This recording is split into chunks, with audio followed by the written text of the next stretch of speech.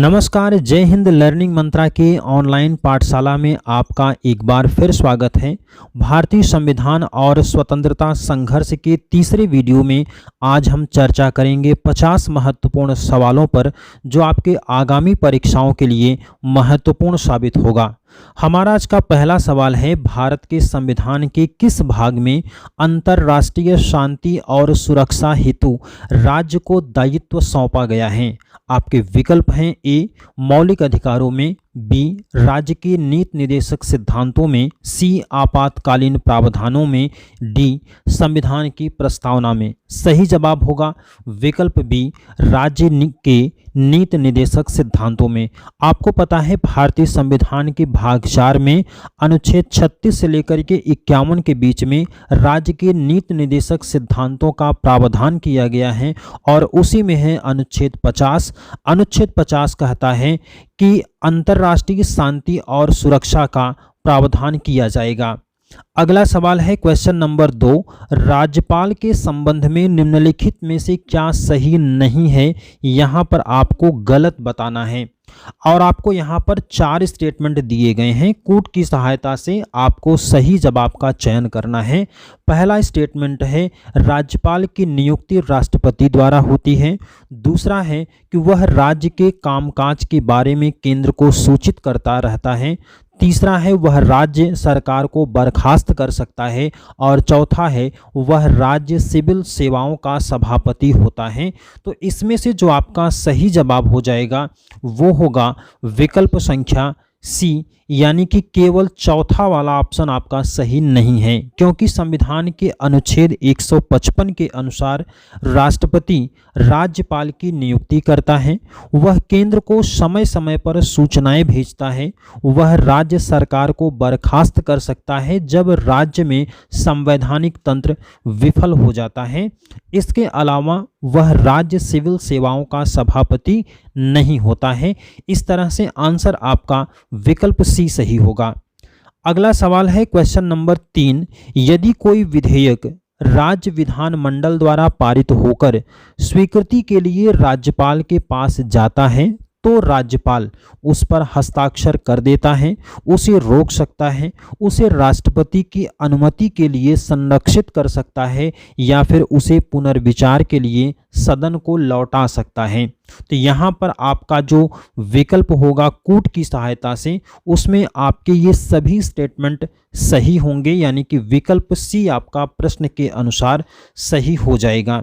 इसमें अगर हम आपको कुछ बातों को बताएं तो भारतीय संविधान के अनुच्छेद 200 के अंतर्गत किसी विधेयक को राज्यपाल अपनी स्वीकृति दे सकता है तथा वह तुरंत विधि बन जाएगा। अगर अपनी स्वीकृति दे देता है तो उसे रोक सकता है, धन विधेयक से अलग विधेयक को संदेश के साथ लौटा सकता है और राष्ट्रपति के विचार के लिए आरक्षित भी कर सकता है।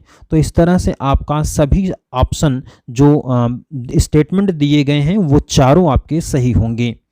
अगला सवाल है क्वेश्चन नंबर 4, निम्नलिखित में से कौन सा एक संगठित भारतीय श्रमिक वर्ग का पहला देशव्यापी दबाव समूह था? तो इसमें आपको विकल्प दिए गए हैं all India trade union Congress 1920, इसके अलावा आपको विकल्प दिया गया है Indian national trade union Congress, या फिर इसके अलावा इंडियन माइनिंग फेडरेशन, या फिर हिंदू मजदूर सभा। तो यहाँ पर आपको जो विकल्प दिए गए हैं उसके अनुसार आपको सही जवाब देना है। तो आंसर आपका इसमें हो जाएगा all India trade union Congress 1920, यानी कि विकल्प आपका इसमें ए सही हो जाएगा। All India trade union Congress की स्थापना 31 अक्टूबर 1920 को बम्बई में हुई थी और इसके प्रथम अध्यक्ष थे लाला लाजपत राय।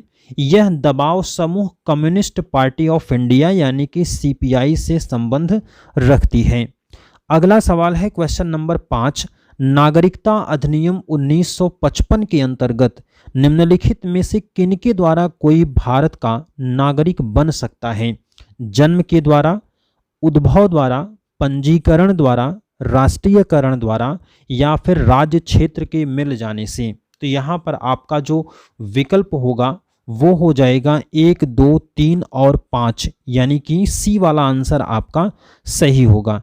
इसमें अब आप देखेंगे तो जन्म के द्वारा, चूंकि भारतीय संविधान के जो नागरिकता अधिनियम 1955 में है, उसमें कुल 5 प्रकार से भारतीय नागरिकता को प्राप्त करने का प्रावधान किया गया है, जिसमें जन्म के द्वारा नागरिकता पाई जा सकती है, इसके अलावा उद्भव के द्वारा नागरिकता पाई जा सकती है, पंजीकरण के द्वारा पाई जा सकती है और राज्य क्षेत्र के मिल जाने से पाई जा सकती है।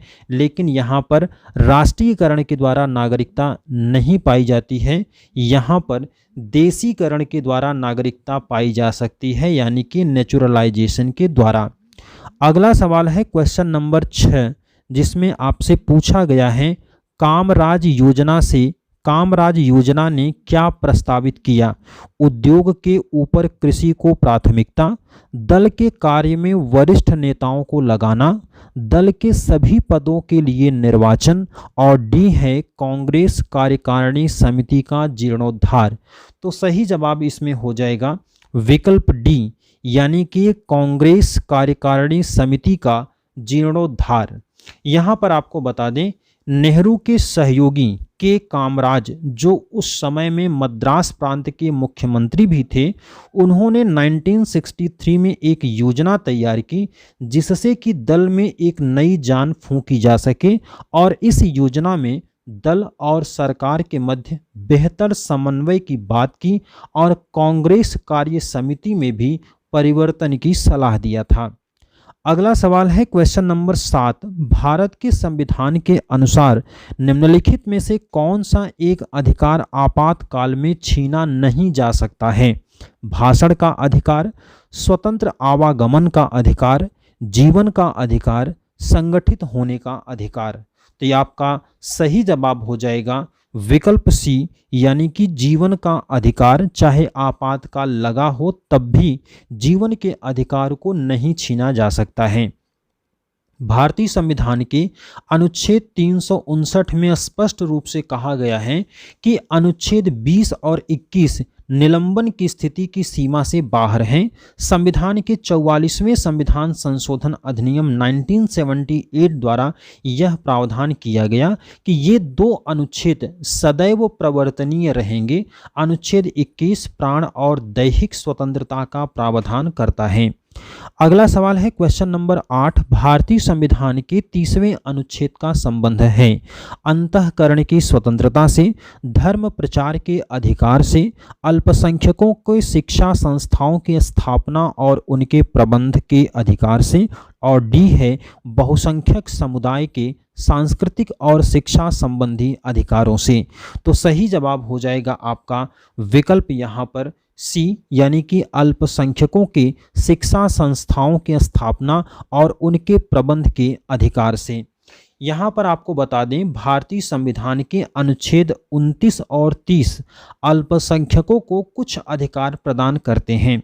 अनुच्छेद 30 विशेष रूप से यह प्रावधान करता है कि अल्पसंख्यकों को अपनी रुचि की शिक्षा संस्थाओं की स्थापना और प्रशासन का अधिकार होगा। अगला सवाल है क्वेश्चन नंबर 9, संसद के दोनों सदनों की संयुक्त सत्र की अध्यक्षता करते हैं भारत के राष्ट्रपति, लोकसभा के अध्यक्ष, राज्यसभा के सभापति या भारत के प्रधानमंत्री? यह सवाल हमारे ही टेस्ट पेपर से रिपीट हो रहा है। सही जवाब आपको पता है, आंसर हो जाएगा लोकसभा के अध्यक्ष, विकल्प बी। अगला सवाल है क्वेश्चन नंबर 10, भारतीय संसद निम्नलिखित में से मिलकर बना है राष्ट्रपति, लोकसभा, राज्यसभा? तो बहुत आसान सा सवाल है, इसमें राष्ट्रपति, लोकसभा और राज्यसभा तीनों शामिल हो जाएंगे, यानी विकल्प आपका इसमें सी वाला सही हो जाएगा। आपको मालूम भी होगा कि राष्ट्रपति संसद का अंग माना जाता है और अनुच्छेद 79 में कहा गया है कि संसद जो है वो राष्ट्रपति और 2 सदनों से मिलकर बनती है, जिनके नाम होंगे राज्यसभा और लोकसभा। इसमें राज्यसभा को उच्च सदन और लोकसभा को निम्न सदन कहा जाता है। अगर लोकसभा के बारे में आप और अच्छे से पढ़ना चाहते हैं तो जो हमारी क्लास है लोकसभा उसको आप पढ़ें, राज्यसभा की क्लास भी आप पढ़ेंगे तो लोकसभा और राज्यसभा के बारे में आपको बेहतर जानकारी प्राप्त हो जाएगी। अगला सवाल है क्वेश्चन नंबर 11, उच्च सदन में राष्ट्रपति द्वारा कितने सदस्य मनोनीत किए जाते हैं? 12, 14, कुल 1/3 या फिर 2? सही जवाब होगा विकल्प ए 12 सदस्यों को। राष्ट्रपति उच्च सदन यानी राज्यसभा में 12 सदस्यों को मनोनीत करते हैं। अनुच्छेद 80 राष्ट्रपति को यह शक्ति देता है कि वह राज्यसभा में 12 ऐसे व्यक्तियों को नामित करे जो कि साहित्य, विज्ञान, कला और समाज सेवा में विशेष योग्यता रखते हैं। अगला सवाल है क्वेश्चन नंबर 12, पंचायती राज किस सिद्धांत पर आधारित है? केंद्रीकरण, विकेंद्रीकरण, लोकतांत्रिक विकेंद्रीकरण या डी लोकतांत्रिक केंद्रीकरण? तो सही जवाब हो जाएगा विकल्प सी लोकतांत्रिक विकेंद्रीकरण। यहाँ पर आपको कंफ्यूज करने के लिए विकेंद्रीकरण को भी दिया गया है। तो सही जवाब और सबसे ज़्यादा एप्रोप्रिएट जो होगा वो हो जाएगा विकल्प सी लोकतांत्रिक विकेंद्रीकरण। सबसे पहले 1956 में बलवंत राय मेहता समिति की सिफारिश पर पंचायती राज की स्थापना की बात हुई, जिसका आधार लोकतांत्रिक विकेंद्रीकरण था। स्थानीय प्रशासन राज्य सूची का विषय है। पंचायती राज व्यवस्था 3 स्तरीय प्रणाली पर लागू की गई है। अगला सवाल है क्वेश्चन नंबर 13, निम्नलिखित में से कौन स्वराज पार्टी से संबंधित नहीं है? आपके विकल्प हैं CR दास, मोतीलाल नेहरू, BS मनूची, दादा भाई नौरोजी। आपके सही जवाब हो जाएगा विकल्प डी दादा भाई नौरोजी। पिछले टेस्ट पेपर में आपको मिला था स्वराज पार्टी की स्थापना किसने की? तो स्वराज दल की स्थापना दिसंबर 1922 के गया कांग्रेस JCR दास की अध्यक्षता में संपन्न अधिवेशन में हुई थी। स्वराज दल के सदस्यों को परिवर्तनवादी कहा गया और इसके जो प्रमुख थे CR दास, मोतीलाल नेहरू, हकीम अजमल खां, विट्ठल भाई पटेल इत्यादि लोग इसमें शामिल थे। अगला सवाल है क्वेश्चन नंबर 14, असहयोग आंदोलन किस कारण वापस ले लिया गया? इसके उद्देश्य प्राप्त हो चुके थे या ब्रिटिश सरकार भारतीय नेताओं से समझौते को तैयार हो गई थी या लोगों की हिंसात्मक कार्रवाई के कारण या फिर उपरोक्त में से कोई नहीं? तो सही जवाब इसमें हो जाएगा विकल्प आपका सी लोगों की हिंसात्मक कार्यवाही के कारण, यानी कि विकल्प सी आपका सही होगा। नागपुर के कांग्रेस अधिवेशन 1920 में असहयोग प्रस्ताव को मंजूरी दी गई।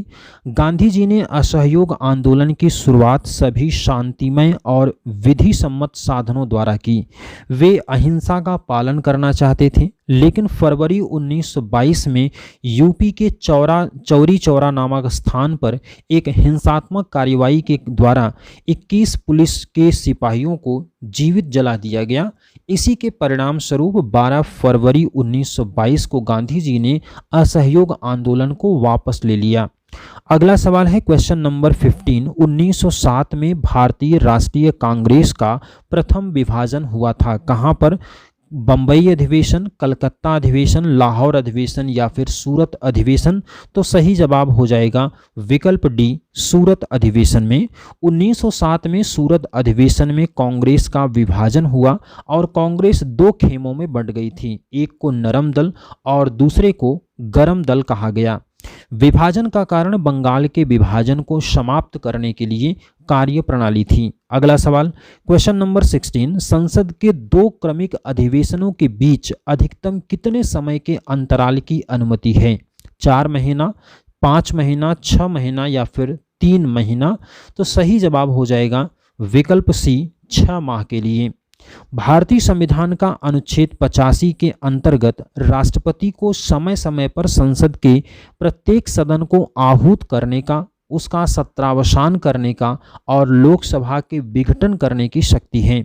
इसी में यह प्रावधान है कि एक सत्र की अंतिम बैठक और उसके बाद के सत्र की पहली बैठक के बीच 6 महीने का अंतराल नहीं होना चाहिए। इससे ज़्यादा का अंतराल नहीं हो सकता, यानी 2 बैठकों के बीच में मैक्सिमम 6 महीने का गैप हो सकता है। अगला सवाल है क्वेश्चन नंबर 17, निम्नलिखित में से कौन राज्य केंद्र राज्य संबंध से संबंधित है? स्वर्ण सिंह समिति, एल.एम. सिंघवी समिति, सरकारिया आयोग या इनमें से कोई नहीं। सही जवाब हो जाएगा विकल्प सी, सरकारिया आयोग। स्वर्ण सिंह समिति आप जानते हैं कि मौलिक कर्तव्यों से संबंधित है। एल.एम. सिंघवी जो है वो आपके संबंधित है पंचायती राज व्यवस्था से, और सरकारिया आयोग जो है वो केंद्र राज्य संबंधों से संबंधित है। सरकारिया आयोग की नियुक्ति केंद्र के द्वारा 1983 में की गई, जिसने अपनी रिपोर्ट 1988 में प्रस्तुत किया, और इस आयोग ने अपनी रिपोर्ट में एक मजबूत केंद्र की बात की और अन्य कई सुझाव भी दिए थे। अगला सवाल है क्वेश्चन नंबर 18, भारतीय संविधान के किस अनुच्छेद द्वारा देवनागरी हिंदी को राजकाज की भाषा घोषित किया गया? आपके विकल्प हैं अनुच्छेद 343, बी है अनुच्छेद 348, सी अनुच्छेद 154 या डी है अनुच्छेद 156। तो सही जवाब हो जाएगा विकल्प संख्या ए आपका सही होगा, यानी कि अनुच्छेद 343 में देवनागरी हिंदी को राजकाज की भाषा घोषित किया गया है। अगला सवाल है क्वेश्चन नंबर 19, जिसमें पूछा गया है केंद्रीय प्रशासनिक अधिकरण CAT किस दिन प्रख्यापित किया गया? आपके विकल्प हैं 26 जनवरी 1950, 26 फरवरी 1951, 1 नवंबर 1985 या 10 दिसंबर 1948। तो सही जवाब हो जाएगा आपका विकल्प इसमें सी वाला, यानी कि 1 नवंबर 1985 को। केंद्रीय प्रशासनिक अभिकरण का गठन 1 नवंबर 1985 को केंद्रीय प्रशासनिक अधिकरण अधिनियम 1985 के तहत किया गया। यह एक बहुसदस्यीय अभिकरण है जो विभिन्न सेवाओं के चयन से संबंधित विवादों से ताल्लुक रखता है। सदस्यों का जो कार्यकाल होता है वो 5 वर्ष के लिए होता है। अगला सवाल है क्वेश्चन नंबर 20, कैबिनेट मिशन द्वारा संविधान सभा के लिए कितने सदस्य निर्धारित किए गए? आपके विकल्प हैं 300, 450, 389 या 296। तो सही जवाब होगा आपका विकल्प संख्या सी, यानी कि 389 सदस्य। कैबिनेट मिशन 24 मार्च 1946 को भारत पहुंचा, जिसमें 3 सदस्य थे, पैथिक लॉरेंस, स्टैफर्ड क्रिप्स और अलेक्जेंडर। इन्होंने एक संविधान सभा के गठन का प्रस्ताव रखा जिसमें कुल 389 सदस्यों की बात की गई थी। इसमें 292 प्रतिनिधि ब्रिटिश भारत के प्रांतों से और 93 सदस्य भारतीय रियासतों से आने थे और 4 मुख्य आयुक्त प्रांतों के प्रतिनिधि शामिल थे। अगला सवाल है क्वेश्चन नंबर 21, 1921 में गठित प्रेस समिति के अध्यक्ष कौन थे? आपके विकल्प हैं सर तेज बहादुर सप्रू, राजा राम मोहन राय, महात्मा गांधी या लॉर्ड हंटर। तो सही जवाब होगा विकल्प ए, सर तेज बहादुर सप्रू। 1921 में तेज बहादुर सप्रू की अध्यक्षता में समाचार पत्र समिति यानी कि प्रेस समिति की नियुक्ति की गई थी, जिसका उद्देश्य समाचार पत्र के कानून की समीक्षा करना था। इन्हीं की सिफारिशों पर 1908 और 1910 का भारतीय समाचार पत्र अधिनियम रद्द किया गया था। अगला सवाल है क्वेश्चन नंबर 22, भारतीय संविधान के निर्माण में कुल कितना समय व्यतीत हुआ? आसान सा सवाल है, कई बार आपसे पूछा जा चुका है, तो आंसर हो जाएगा विकल्प सी, 2 साल 11 महीना और 18 दिन का समय इसमें लगा था। संविधान बनाने का कार्य 9 दिसंबर 1946 को स्टार्ट हुआ और 26 नवंबर 1949 को पूरा हुआ। इस तरह से संविधान बनाने में कुल 2 वर्ष 11 महीना और 18 दिन का समय लगा था। क्वेश्चन नंबर 24 है, भारत के साम्यवादी दल का प्रथम राष्ट्रीय सम्मेलन आयोजित हुआ था 26 जनवरी 1926 को, 17 फरवरी 1928 को, 26 दिसंबर 1925 को या फिर 16 मार्च 1930 को। तो सही जवाब इसमें हो जाएगा 26 दिसंबर 1925 को, विकल्प संख्या सी आपका इसमें सही हो जाएगा। सत्य भक्त के नेतृत्व में कानपुर में दिसंबर 1925 में एक सम्मेलन का आयोजन किया गया, जिसमें हसरत मोहानी स्वागत समिति के अध्यक्ष थे और इसी बैठक को भारत के साम्यवादी दल का प्रथम राष्ट्रीय सम्मेलन भी कहा जाता है। अगला सवाल है क्वेश्चन नंबर 25। किस तिथि को पाकिस्तान के लिए पृथक संविधान सभा गठित की गई थी? विकल्प आपके हैं 3 जून 1947, 5 जून 1947, 10 अगस्त 1947 या फिर 11 अगस्त 1947। तो सही जवाब इसमें हो जाएगा विकल्प संख्या ए, यानी कि 3 जून 1947 को। 3 जून 1947 की माउंटबेटन योजना ने यह स्पष्ट कर दिया कि जिन प्रदेशों ने भारतीय संविधान सभा में भाग लेने से इनकार कर दिया है, उनके लिए एक नई और अलग संविधान सभा बनाई जाए। इस तरह पाकिस्तान के लिए पृथक संविधान सभा गठित की गई थी। अगला सवाल है क्वेश्चन नंबर 26। भारत में मतदान करने की आयु क्या है? विकल्प आपके हैं 28 वर्ष, 20 वर्ष, 18 वर्ष या फिर 21 वर्ष। सही जवाब हो जाएगा विकल्प सी, यानी कि 18 वर्ष। निर्वाचन व्यवस्था में वयस्क मताधिकार को अपनाया गया है।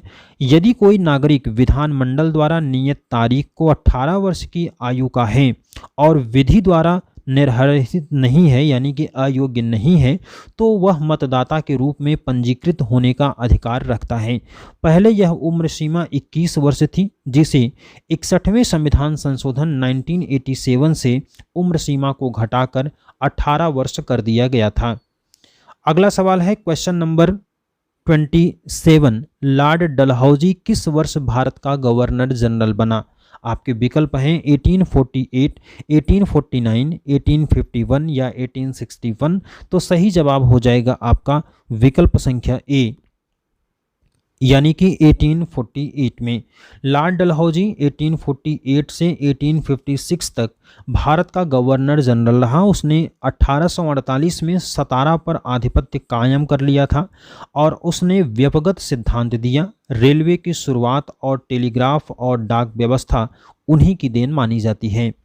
अगला सवाल है क्वेश्चन नंबर 28। किस अधिनियम के द्वारा अंग्रेजों ने अखिल भारतीय संघ प्रस्तावित किया था? यहाँ पर आपके जो विकल्प दिए गए हैं वो हैं इंडियन काउंसिल अधिनियम 1892, भारत सरकार अधिनियम 1909, भारत सरकार अधिनियम 1919 या भारत सरकार अधिनियम 1935। तो सही जवाब हो जाएगा इसमें विकल्प सी, भारत सरकार अधिनियम 1935। भारत सरकार अधिनियम 1935 के तहत अंग्रेजी भारतीय प्रांतों और इच्छुक भारतीय रियासतों के मिले जुले एक अखिल भारतीय संघ का प्रस्ताव था। प्रस्तावित अखिल भारतीय संघ में समस्त भारतीय प्रांतों का सम्मिलित होना आवश्यक और भारतीय रियासतों का वैकल्पिक था। अगला सवाल है क्वेश्चन नंबर 29। सर्वोच्च न्यायालय ने अपने किस निर्णय में कहा कि संसद को अनुच्छेद 368 के तहत मूल ढांचे में परिवर्तन करने का अधिकार नहीं है? केशवानंद भारती बनाम केरल राज्य, माधवराव सिंधिया बनाम भारत संघ या गोलकनाथ बनाम पंजाब राज्य या शंकरी प्रसाद बनाम भारत संघ। सही जवाब होगा विकल्प ए, यानी कि केशवानंद भारती बनाम केरल राज्य के वाद में कहा था। केशवानंद भारती बनाम केरल राज्य 1973 में गोलकनाथ को उलट करके दिया गया था, लेकिन संसदीय सर्वोच्चता पुनः स्थापित नहीं हो पाई। न्यायालय ने यह कहा कि संसद मूल अधिकारों को संशोधित कर सकती है, लेकिन सभी मूल अधिकारों को नहीं। जो मूल अधिकार संविधान के आधारिक संरचना का मूल ढांचे के भाग हैं, उन्हें न तो छोटा किया जा सकता है और न ही नष्ट किया जा सकता है। इस वाद में यह विचार रखा गया कि संविधान के कुछ अन्य प्रावधान भी समान महत्व के हैं। यदि कोई प्रावधान आधारिक लक्षण है तो उसका संयोजन नहीं हो सकता है। अगला सवाल है क्वेश्चन नंबर 30। अंग्रेजों द्वारा प्रस्तुत किस योजना में प्रांतों के समूहीकरण का प्रावधान था? क्रिप्स मिशन योजना, कैबिनेट मिशन योजना, वेवेल योजना या माउंटबेटन योजना। तो सही जवाब हो जाएगा इसमें विकल्प बी, कैबिनेट मिशन योजना। कैबिनेट मिशन योजना या मंत्रिमंडलीय शिष्टमंडल योजना 24 मार्च 1946 को भारत पहुंचा।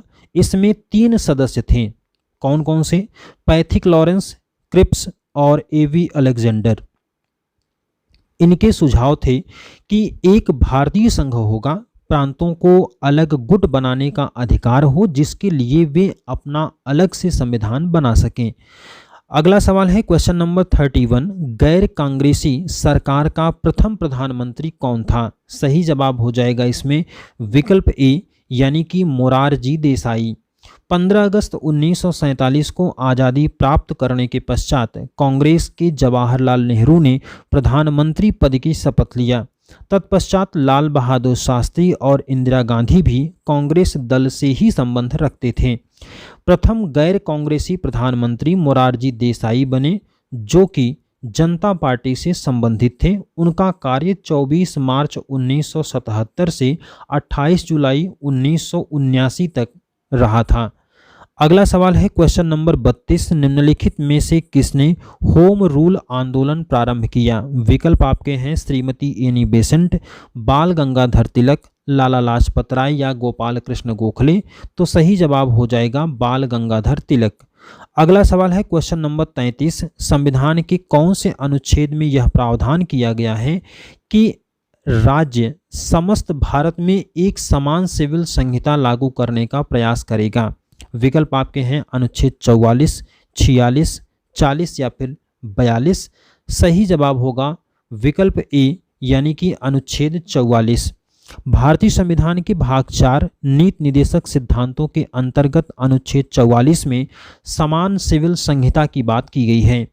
अनुच्छेद 44 इस संकल्पना पर आधारित है कि सभ्य समाज में धर्म और वैयक्तिक विधि के बीच कोई अनिवार्य संबंध नहीं है। अगला सवाल है क्वेश्चन नंबर 34, प्रस्तावित सांप्रदायिक अवार्ड में ऐसी कौन सी बात थी जिसकी वजह से मोहनदास करमचंद गांधी ने आमरण अनशन की घोषणा कर दी? आपके विकल्प हैं मुसलमानों के लिए पृथक निर्वाचन, क्रिश्चियनों और यूरोपियनों के लिए पृथक निर्वाचन, दलितों को हिंदुओं से अलग करने का प्रावधान या सिख के लिए पृथक प्रतिनिधित्व। सही जवाब होगा विकल्प सी, दलितों को हिंदुओं से पृथक करने का प्रावधान। सितंबर 1932 में सांप्रदायिक पंचायत की घोषणा हुई। उसने अस्पृश्यों और दलितों को पृथक निर्वाचन की मंजूरी दे दी। इसके विरोध में गांधी जी ने आमरण अनशन की घोषणा किया था। अगला सवाल है क्वेश्चन नंबर 35, निम्नलिखित में से कौन सा बिंदु भारतीय स्वाधीनता अधिनियम 1947 का भाग नहीं है? तो सही जवाब इसमें हो जाएगा विकल्प डी। क्या होगा? देशी रियासतों में लोकतांत्रिक संस्थाओं को लागू किया जाएगा। भारतीय स्वतंत्रता विधेयक कॉमन्स सभा में प्रधानमंत्री इटली द्वारा 15 जुलाई 1947 को प्रस्तुत किया गया और 3 जून 1947 को भारतीय स्वतंत्रता अधिनियम पारित हुआ। देशी रियासतों को किसी भी राज्य, भारत या पाकिस्तान में सम्मिलित होने की स्वतंत्रता दी गई। अगला सवाल है क्वेश्चन नंबर 36, संविधान निर्मात्री सभा में प्रथम बैठक कब आयोजित हुई थी? 9 दिसंबर 1946 को, 31 दिसंबर 1946, 2 अक्टूबर 1946 या 2 सितंबर 1946। तो सही जवाब हो जाएगा आपका विकल्प ए यानी कि 9 दिसंबर 1946 को। 9 दिसंबर 1946 को संविधान सभा की पहली बैठक हुई और तत्कालीन अध्यक्ष सच्चिदानंद सिन्हा को बनाया गया। उसके बाद 11 दिसंबर 1946 को डॉक्टर राजेंद्र प्रसाद संविधान सभा के स्थायी अध्यक्ष चुने गए। अगला सवाल है क्वेश्चन नंबर 37, यदि भारत में वर्तमान संसदीय शासन प्रणाली के स्थान पर अध्यक्षात्मक व्यवस्था लाने का प्रयास किया जाए तो क्या मुख्य समस्या आएगी? आपके विकल्प हैं संसदीय व्यवस्था संविधान का मूल ढांचा है, संसदीय संस्थाओं का हमारे यहाँ लंबा इतिहास है, संसदीय व्यवस्था अधिक लोकतांत्रिक और अनुकूल है, या डी अध्यक्षात्मक व्यवस्था भारतीय परिस्थितियों के प्रतिकूल है। तो यहाँ पर आपका सही जवाब हो जाएगा विकल्प ए यानी कि संसदीय व्यवस्था संविधान का मूल ढांचा है।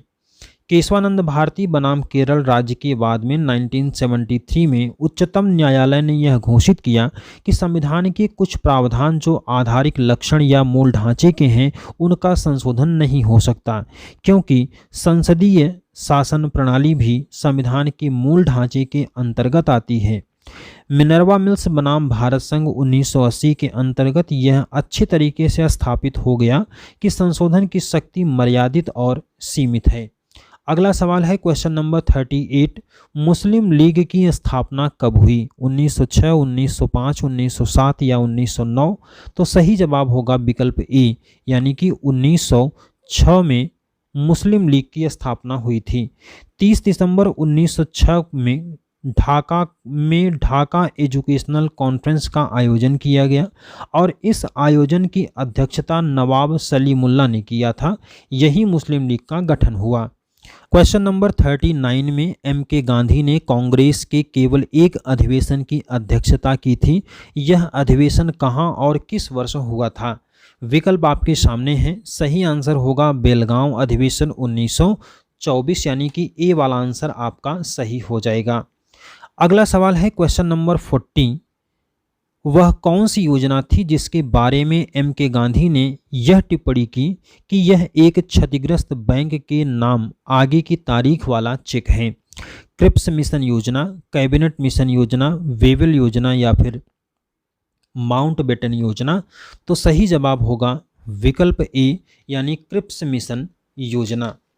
इसमें आपको बता दें तो सर स्टैफर्ड क्रिप्स के नेतृत्व में एक प्रतिनिधिमंडल 1942 में भारत आया। 23 मार्च 1942 को प्रस्तावित मसौदा वायसराय की कार्यकारी परिषद के सामने रखा गया, लेकिन इस मसौदे को कांग्रेस ने अस्वीकार कर दिया क्योंकि इसमें प्रांतों को अलग होने की अनुमति थी और महात्मा गांधी ने इसे उत्तरार्थीय चेक की संज्ञा दिया था, यानी कि एक ऐसा चेक क्षतिग्रस्त बैंक के नाम आगे की तारीख वाला चेक के रूप में क्रिप्स मिशन योजना को महात्मा गांधी ने बताया।